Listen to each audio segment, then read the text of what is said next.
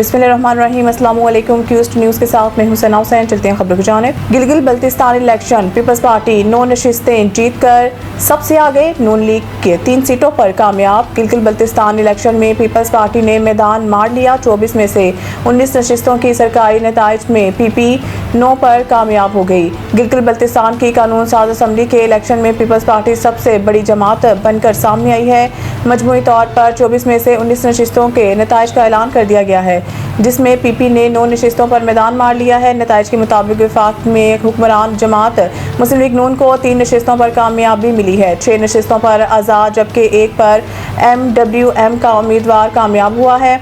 Election commission ने 10 हलकों के मुकम्मल सरकारी नताइज का ऐलान करते हुए कामयाब उम्मीदवारों के नामों का भी ऐलान करना दिया है। पीपल्स पार्टी के इम्तियाज एडवोकेट 10,594 वोट लेकर कामयाब करार पाए हैं, जबकि नून लीग के शफीकुद्दीन 6,316 वोट लेकर दूसरे नंबर पर रहे हैं। वाज़ेह है कि गिलगित बल्तिस्तान असम्बली मजमूई तौर पर 33 नशिस्तों पर मुश्तमिल है। 24 नशिस्तों पर बरह रास्त इंतखाबात हुए। 6 नशिस्तें खवातीन जबकि 3 टेक्नोक्रेट्स के लिए मुख्तस हैं। गिलगित बल्तिस्तान में हुकूमत साजी के लिए किसी भी जमात या इत्तेहाद की 17 नशिस्तों की सादा अक्सरियत लाजमी दरकार होगी। यहाँ 9,63,000, 5,06,000 मर्द और 4,56,000 खवातीन वोटर्स रजिस्टर हैं।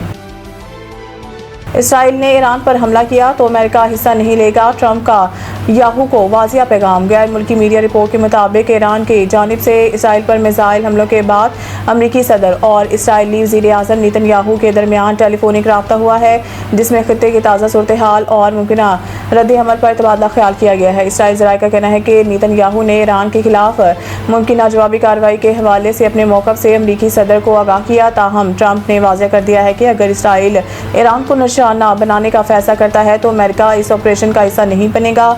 इधर एक इंटरव्यू में ट्रंप ने इस बात पर जोर दिया है कि ईरान के हालिया इक़दाम के बावजूद वाशिंगटन तेहरान के साथ सफारती राब्तों और मुज़ाकराती अमल को आगे बढ़ाने का ख्वाह है। खित्ते में पायदार इस्तेहकाम के लिए सियासी हल ही बेहतर रास्ता है।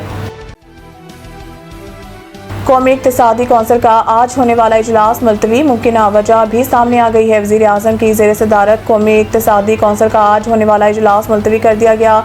ज़राए के मुताबिक कौमी इक़्तिसादी कौंसिल के अरकान में 4 सूबाई वज़राए आला शामिल हैं। इजलास में आइंदा माली साल का कौमी तरक्याती बजट मंजूरी के लिए पेश होना था। ज़राए का कहना है कि हुकूमत और पीपल्स पार्टी के दरमियान मामला तय न होने की वजह से आज इजलास नहीं होगा।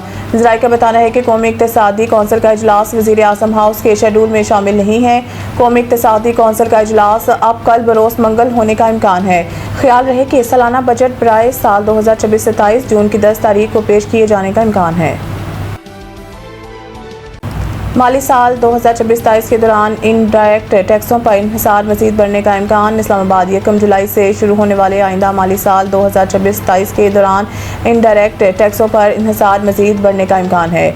नए माली साल के लिए इन डायरेक्ट टैक्सों का हदफ 9,837 अरब रुपये मुकर्रर करने की तजवीज़ है, जो 30 जून को ख़त्म होने वाले रवा माली साल 2025-26 के तखमीने के मुकाबले में 957 अरब रुपये ज़्यादा बनता है।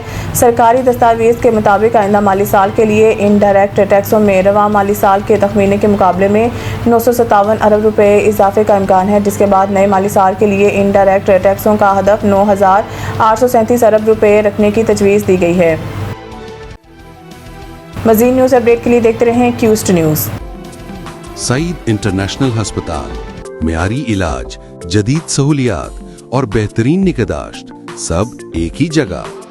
Saeed international hospital, modern, affordable, compassionate health care in the heart of G11 Islamabad. 0331 111 0675